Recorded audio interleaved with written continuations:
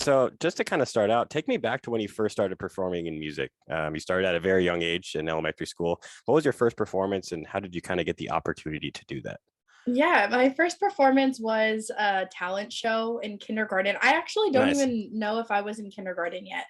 But I know my dad had been teaching at the school. And so I would always just be there in his classroom. And yeah, he was like, "Do you want to like do the talent show? Do you like want to sing?" And I was like, "Sure." So I literally sang the national anthem. Nice. But it was really cool. And it kind of like sparked that interest in me, I think, at a young age. Just like being in front of a crowd like as a 5-year-old is kind of Yeah, crazy. yeah, yeah. So yeah, it was fun. So I'm sure you have been able to kind of overcome that. You didn't really have, or you didn't really probably struggle that much with like stage fright because you started at such an early age. Were you nervous? Do you remember being nervous at all to be on stage, or do you still um currently get nervous? I get nervous right before like I'm about to go on. What just when I see the people, I'm like, oh my God, that's a lot of people. But Yeah. I just think like it just feels very natural for Yeah. me. So which I'm really lucky because I know some people really get like stage fright. So I'm lucky to not be that nervous. But I used to do pageants as well, growing up, and Okay. that really helped with just like maintaining like an appearance when you're on stage and just like Right. being very poised. So Right, if right. that Yeah, you helped. have great stage presence. I've seen you perform multiple different. I've seen you perform Reaper at Countdown, and where else did I Oh see you? my I thought you at gosh. Nocturnal last year. But yeah, I've always loved your stage presence. You always do a great job. Oh, Um, thank you. After you kind of started, you play piano, correct? And I other do. instruments. How many instruments do you play? I've played 13 throughout my whole life. Holy. Yeah. But I just kind of stuck with piano and ukulele. That's kind of what I find easiest to write with, like for Okay. music. But like I love instruments and music. Just Mhm. I'm a music nerd. Ukulele, that's really interesting. What's one of the things about ukulele that you find intriguing and that you find helpful to write music? I think it's like one of those instruments where it really accessible to easy chords, like just like a simple chord progression, just Okay. like the piano, it's really easy. But the rhythms of the strumming like Hmm. kind of like pull out like the more indie version of like my True. Yeah. creativity. Yeah. And I did want to yeah, talk a little bit about that. You did kind of have a yeah. start in indie. How did you transition from like indie to like now what you do with the electronic, like top line vocalist type of stuff? Yeah, it's kind of crazy. Like I really wanted to go like a Mumford and Sons Lumineers route with my Yes, love music. them. Me too. Oh my gosh. But then I met Jason, and honestly, right before Jason, I had met a music producer that I was working with. His name's Okay. Galen. Okay. And we had made music that was like pop music, and I had never done that before. It was always like indie, and I really, really loved the way that like my indie style of vocals sounded over pop music. And Right. I think that's what just like sparked everything. As far as top lining goes, Jason, I actually met him on Twitter, and when he became my manager is when he introduced me to top lining and the Uh EDM community. it's a So here I am. much different like niche comparative to like being a top line vocalist for EDM, I feel like is a completely different like way to go about being a musician or being a vocalist comparative to like a pop singer or something like that. You're like the main star versus like the featured star. Like how do you work through that? This is actually something I was just having a really deep conversation with my parents about. I don't want to just be an EDM feature vocalist. I have really, really big dreams. I want to shoot for the stars. I want to be like Right. the next Billie Eilish. That's what I was thinking. Um, That's what I thought your approach was. So that's why I was like, yeah, how do you manage to deal with that? yeah, I know it's definitely like a balance between me writing my own music and me doing a lot of features. I'm actually writing like 14 features right now, so I think we're Damn. actually stopping. We're gonna slow down and just really focus on getting the shows going the more pop route and just Yeah, being that solo artist that I really want to be. I love EDM. I love the community. I love doing collaborations, but at the end of the day, I am a pop artist, and I yeah, think that needs to shine through a little more. So there's a absolutely. lot to unpack, and there's a lot coming that I can't wait to show everybody. Excellent, excellent. I'm excited to see that. Did you go to school at all for music or anything like that? Yeah, I did choir in high school, and then I Okay. went off to do. I went to Berklee College of Music in Boston, and Okay. that was really, really awesome. I didn't graduate, but I learned so much. I made a lot of connections. Like it was so worth it to go for just 2 years, the time that I went, and Yeah, I learned a lot. I Well, actually went to go be a music producer, and then I decided oh, to be okay. an artist. Gotcha. Explain to me the difference between like what you mean by like an artist versus like a producer, because at least in the world of EDM, it's kind of one and the same. So for you, what's the difference between the two? Yeah, so for me as the artist, I want to be writing the lyrics, writing the melodies, performing, and like just it's all like very separate in the world of pop. The producer Right. is the one who sits there and makes the beats, knows how to engineer everything, the correct DAW, which is what people work off of, like Yep. FL, Ableton. Yeah. So for me, I still do that, but I'm Okay. not the person that makes it sound commercially acceptable. I'm Right. just the person that writes it, and then I Well, work with especially in producers. pop too, a lot of people, I've talked about this in the past, like a lot of people like don't realize like it usually takes a team of people. Like the vocalist is like the star or whatever, like the main, like the front person, but there's usually a team of people that are like in the back end of producing most pop songs. So it's a completely different world almost than like EDM. No, it totally is. And Yeah. I have so many people that I can rely on like for production. So it's really awesome. It's not, I don't just work with one, I work with multiple producers. Gotcha. So going back to college, you said you did not finish. What was the reason for that? Well, my mom and little brother got diagnosed with type 1 Oh diabetes. shit. So that was really crazy. And I was like literally 3,000 miles away. And so that was kind of rough.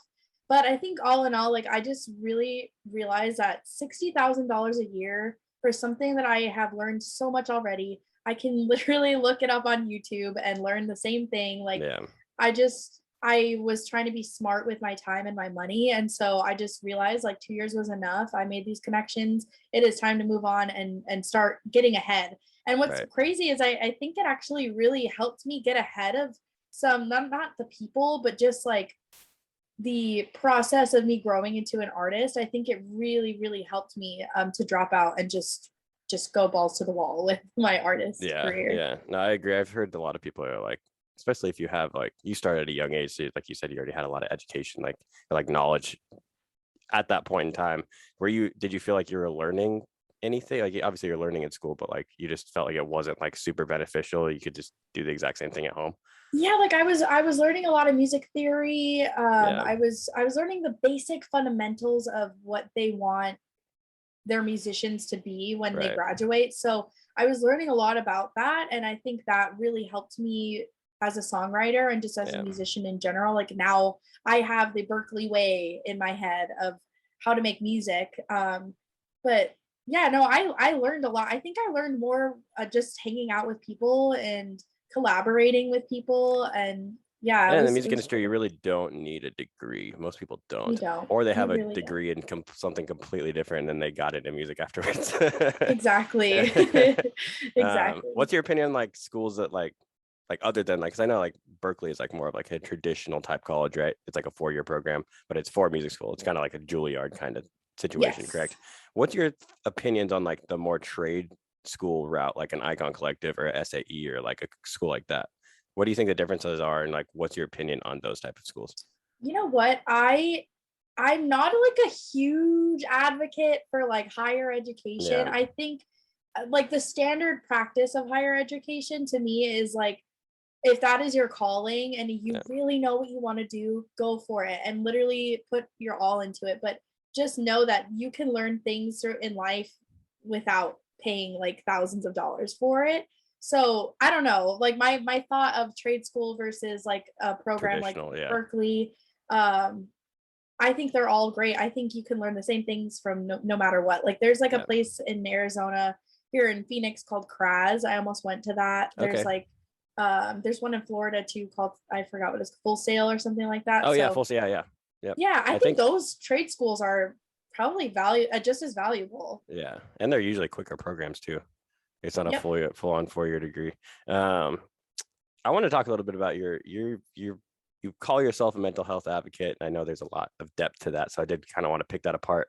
Um, where did that journey really begin of like working on your mental health? Because it's something that I'm passionate about. It's something that I work on every single day. I have kind of a rough, Yeah. childhood upbringing that caused me as an adult to be like, okay, I've noticed these problems and I want to work on them. So I'm very much interested in that. What kind of caused your journey to begin with that?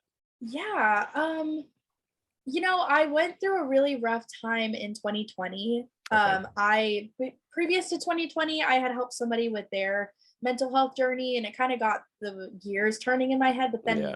2020 happened, and I started dealing with my own stuff. So I actually ended up going to the hospital, and I had like a huge like spiritual awakening, just kind of like an awakening of like, okay, like I need to start taking care of myself. I can't keep neglecting my mental health. Like it really is a lifestyle. Oh yeah. It's not like something to play around with. It's not a nice suggestion. Like No. you always hear journal, meditate, like do it. Like do it if you're hearing it. Like you really should. Yeah. And so that kind of sparked everything for me. You said that you helped someone in their mental health journey, but like in your own journey, what was like the initial few things that you really like that started your journey of like becoming a better version of yourself? Like, was it journaling? Was it reading? Was it like what things did you initially like dive into? I think I sat down and I had like this blank notebook and I was like, okay, like I need to have a notebook where I can say things about myself that are very critical, but Yeah. also I can learn from myself. So I started doing journal prompts of if I could do anything without failure, what would I do? And why aren't I doing it? Knowing that I could fail, like things Right. like that, where it's like, I really want to pick apart my brain and just like literally drag myself like through the mud to just like see where I'm at mentally. Once I started doing that, I started doing another journal for manifestations. I started tracking my mood.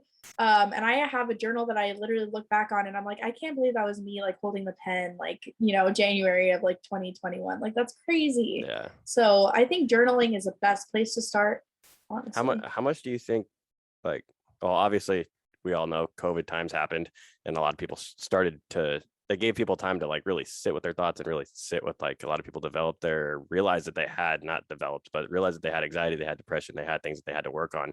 How was the COVID time for you, like the quarantine time, deep in quarantine time? How was that time for you? So actually during the pandemic, it was not a terrible time for me. Like That's good. I ended up getting a grant. Okay. It was like a $5,000 grant specifically to be music artist and like people who are struggling with their mental health that are music artists. So that really skyrocketed me into being able to put that in my project. I booked studio time like literally almost every single day. Like I put my head down and I worked really hard during 2020. Nice. But yes, I had more time to sit with myself, sit with my feelings. I'm constantly writing. So I'm constantly in that space of like emotional creativity, and that brought a lot of emotions out. So I just think that I just really stopped taking care of myself and just kind of let myself be on the back burner and put everything else first, Yeah. which is a sacrifice. And you have to sacrifice. I just don't think you need to sacrifice yourself fully for music. And so Right. that's what I was doing. But I'm really glad that I like picked things up and really put my mental health first, because right now I'm doing awesome. Absolutely. Yeah. In my own experiences, I think COVID really gave me the opportunity to like I'd already been like on a self journey or self-development journey, like prior to that, like probably a couple of years Yeah. prior to that, but it really gave me time to like I read now, I like a journal. Yes. I do like morning walks, manifestation, all that stuff that like you were saying previously, like I kept hearing it and kept hearing it and people kept telling us. I was like, you know what? I have the time to do it. I might as well start doing it. And I found like Yes. not everything works for everyone, but one of my favorite things is reading, obviously, and then like working out and going for like morning walks. All of that, just like being with your own thoughts or even just going for a drive, really helps. And I saw that you, in a previous interview that you did, you said that reading was one of the things that you really suggest for people to do. And I had the question of what books have you read and what books have really aided Yes. you in that journey? So I'm rereading a book right now. There's two that I want to talk about. The Okay. first one is The Alchemist. I Yeah, don't know. Jason talked to me about that Oh, and on the yes. episode with him. Yeah. Such a good book. Just everyone should read it at some point in their lives. You can reread it and it'll mean something else I at, need to at read that whatever book still. stage you're at. I Oh need my to, gosh, I you haven't need read it to. yet. You literally Yeah. need to. The second book I'm reading is called The Power of the Subconscious Mind. Okay. And it is literally changing my life. Like as I read it, I'm rereading it. And it's just so interesting. Like one little takeaway from it is that what you're feeding out, like your conscious, there's two consciousness. So there's the one that it is able to perceive like all of your senses, so like smell, taste, touch, everything. And then there's a subconscious which cannot experience the senses. It's just whatever your conscious is feeding into it, that's what it's believing. And it started growing as you're a little kid.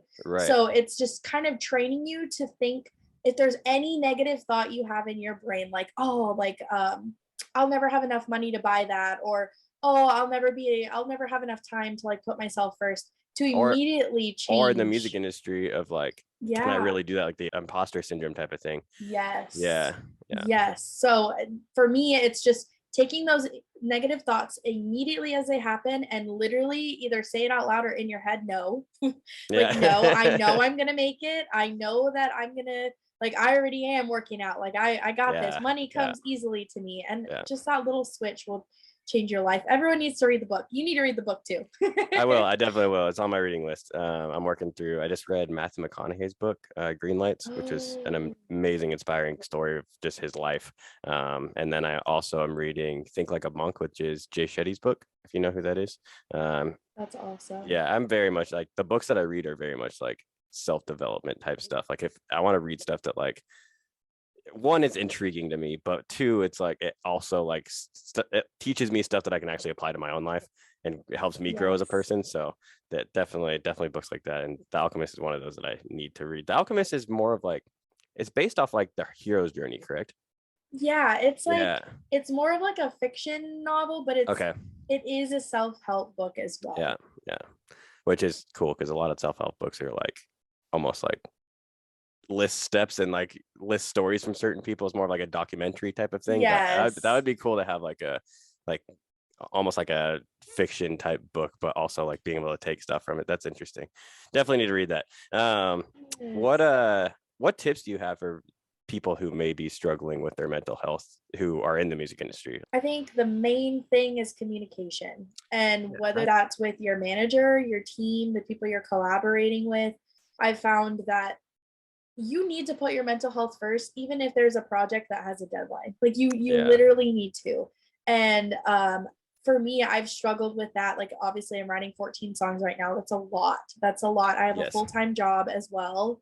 So I'm doing that on top of being a full-time artist. So it's a lot. And just, you need to communicate. You need to send those texts where you're like, hey, I'm not going to meet our deadline, but just so you know, it's my mental health. I'm taking care of myself. And that alone will lift the weight off of your shoulders. It has nothing to do with the other person. It has everything to do with you. So communication. That's super important for anything in life, really. Relationship, family, friends, what, like literally anything. I was listening to, you know who Lizzie Jane is, correct? Yeah. So her podcast, she had Trifecta on a couple weeks ago. He was talking about how like I think he like missed a show or something like that, but it was for the fact of like, he was like, either I don't sleep at all, or I make this show, or I miss the show and I get the needed sleep that I feel like he was like in a space where he just really needed a rest, and he chose to rest. And he was like, don't be afraid of doing that. He was like, that's what's going to add to your longevity. That's what's going to like keep you going. If, you know, he'd rather miss a show than to, you know, not get any sleep and keep going and going and going. So even stuff as small as that of just getting enough sleep, taking care of your body physically is important too.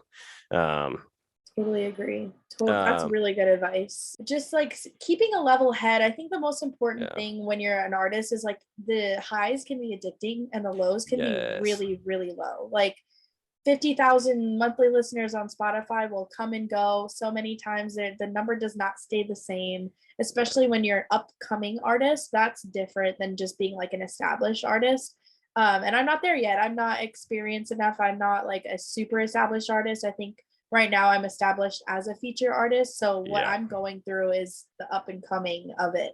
And just everything needs to be a level head. Accept the highs for what they are and then move on, and then accept the lows for what they are and move on, and just keep working and put your head down, because when you do that, nothing becomes a distraction. Like the highs literally can be a distraction, like celebrating completely. Too much.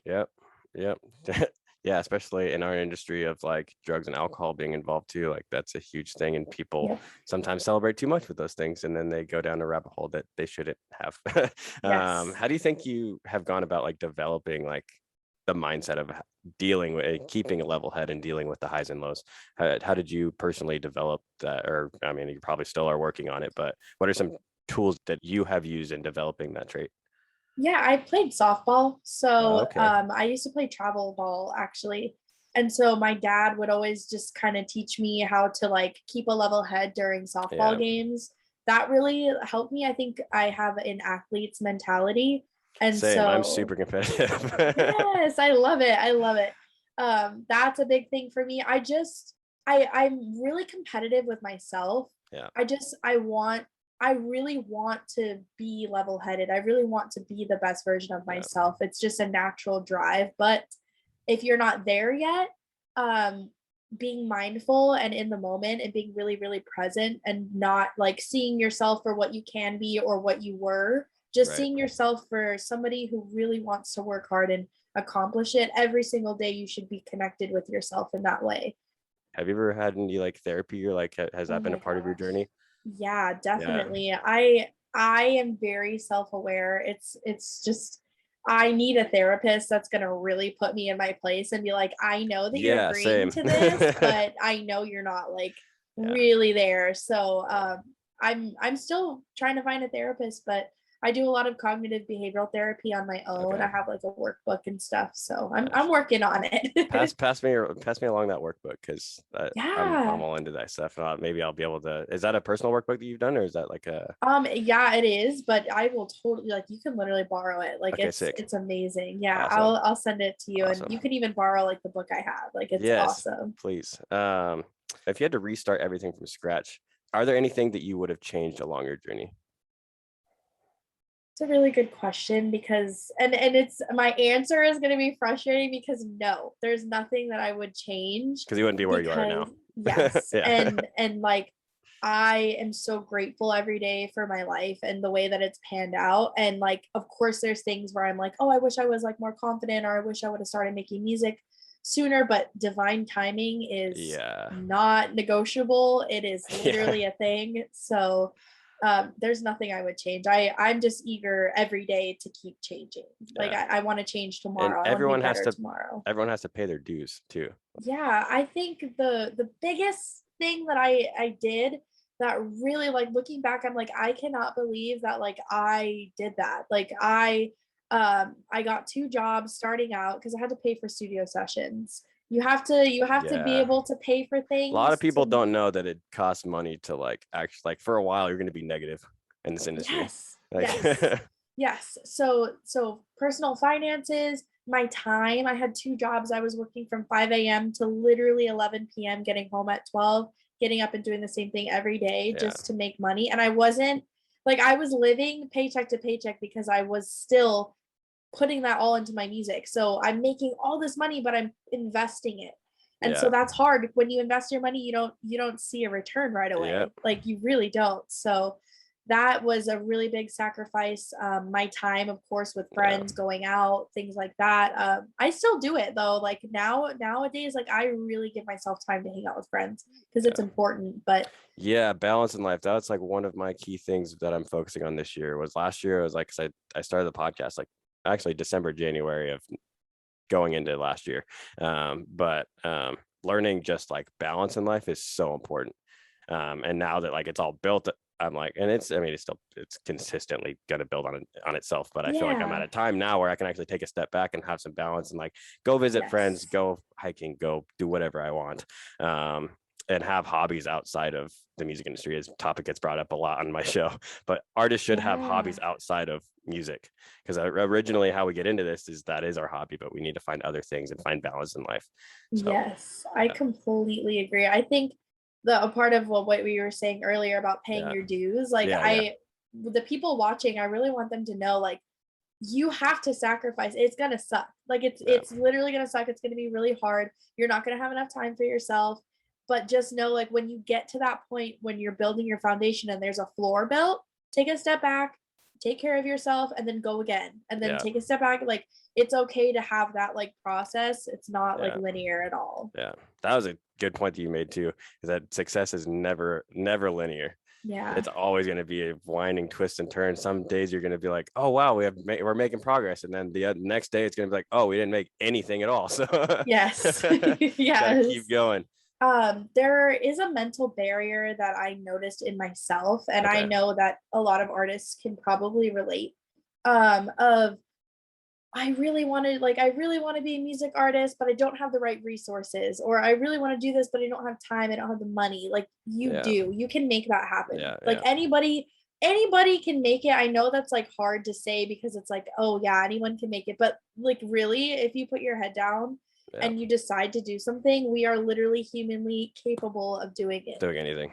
Yep. So like, that mental barrier can be the same mental barrier that's holding you back from going to the gym or eating right. Like, there's that like weird mental barrier. And for me, it was always, I don't have the right resources. I don't know any producers. I don't have the right equipment at home. I have a crappy microphone. Like, it was just always like excuses. Right. How to break through that mental barrier for me was just honestly like writing down everything that I wanted to do, and then where I'm at now and what I'm doing to get there. And then when I realized that I was doing nothing except for wishing and excusing myself, that was when I was like, you know what? Like, something needs to happen. So I went out and got a second job, found a producer, started writing music, and everything fell into place. Like, it really did. I found how bad do you want it, and what moves can you make in your own life to make it happen? Because I believe anything you set your mind to, you can definitely make happen.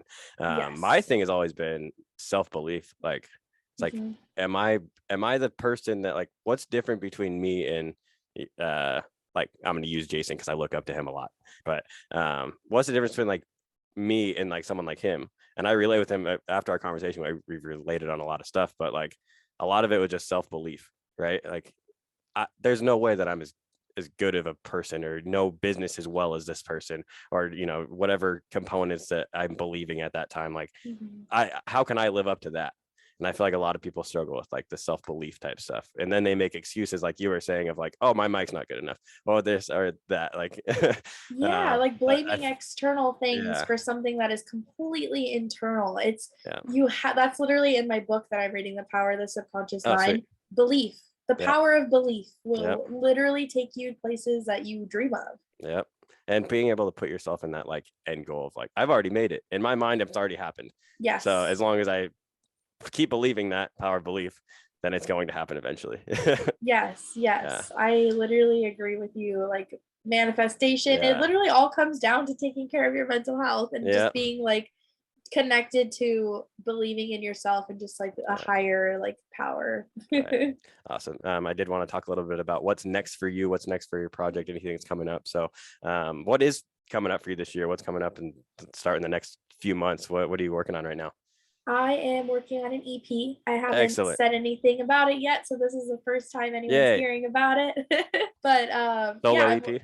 I'm working on an EP. There's gonna be a few songs. I'm not gonna say how many songs yet. Okay. But there's gonna be a few. I'm working really hard on it. We've got visuals and content already planned. The music's created. I'll send it to you so that way you can listen to it. Yes, please. But yes, I am very excited. It's exactly what I want my sound to be. Is it more in like the indie side of things? Oh, it's indie pop. Excellent. It's indie pop with electronic components. Cool.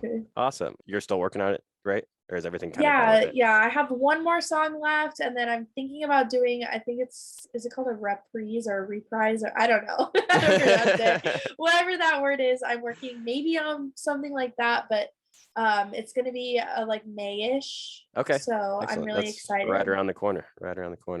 It is. Do you have any big performances coming up this year that you can let us know about, or? I do. On April 8th, I'm performing with Reaper at Sunbar in Tempe, Sweet. Arizona. I'm really excited about that. So me and Reaper have been doing a lot of shows together. That's awesome. Yeah, no, they're literally like family now. It's really awesome. So we're all super close, but there is performances coming. There's so much more I just like can't say. Yeah. Give away as much as you can, and whatever you can. Obviously, I get it. So how can our listeners of the show support you, and where can they find you at? Yeah, Bella Renee Music on everything, RENEE. Awesome. Yeah, and I just honestly following me on Spotify is the best thing. I really would appreciate it, and any love and support I just love so much. So thank you. Yeah. One final question before we get out of here. I ask at the end of every interview. If there Yeah. was one piece of advice you could tell yourself when you first became a musician, way back, I know it's for you, it's a long time ago because it was kindergarten. But if there was one piece of advice you could tell yourself at the beginning, what would it be and why? I would tell myself to keep doing what you're doing because there's things that you have done that you would have never Yeah. imagined. So just literally keep doing what you're doing. Awesome. Thank you so much for your time today. I really appreciate it. Yeah, thank you. You're awesome. I'm really happy I got to be a part of this.